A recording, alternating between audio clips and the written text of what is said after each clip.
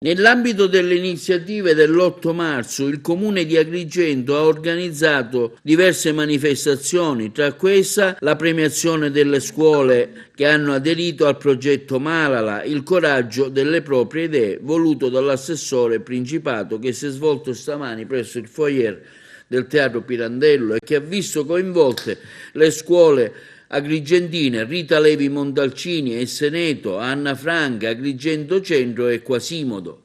Il premio Malala riguarda appunto Malala Yousafzai e al suo impegno a favore delle donne e del loro diritto all'istruzione. Ricordiamo che Malala per questo suo impegno è stata aggredita dai talebani mentre era in autobus e faceva il rientro a casa da scuola. Quell'attentato causò la morte dei suoi compagni e compagne di scuola e il suo lieve ferimento. Sopravvissuta, si impegnò ancora di più a favore della pace e del diritto delle donne ad avere un'istruzione. Oggi è la ricorrenza di un fatto triste che ci serve per rinverdire quello che è l'impegno diuturno sicuramente di noi donne che siamo impegnate nelle associazioni, nella politica, nel sociale, anche perché il punto di vista delle donne è veramente molto necessario per costruire un mondo più a misura d'uomo nel senso di umanità.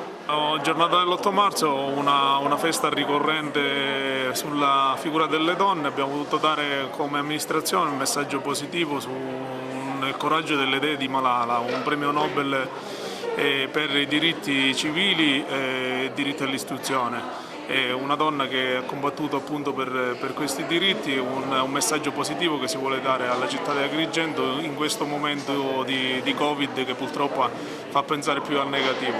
Quindi un incoraggiamento a tutte le donne e un incoraggiamento a tutti i cittadini di Agrigento. È una ricorrenza di un fatto triste e delittuoso che successe tanti anni fa in una fabbrica di New York e quindi poi è stato preso come simbolo e adattato negli anni e quindi oggi ci troviamo qui.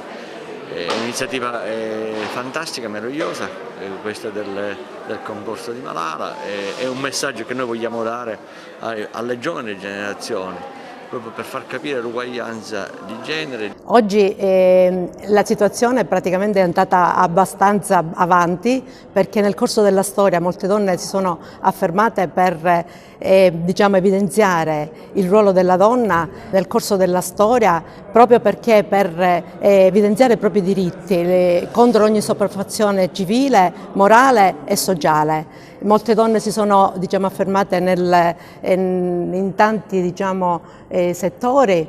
Oggi abbiamo preso come punto di riferimento Malala. Non vogliamo parlare di violenza delle donne, ma vogliamo parlare della bellezza interiore che c'è nelle donne, della bellezza che c'è nella loro anima.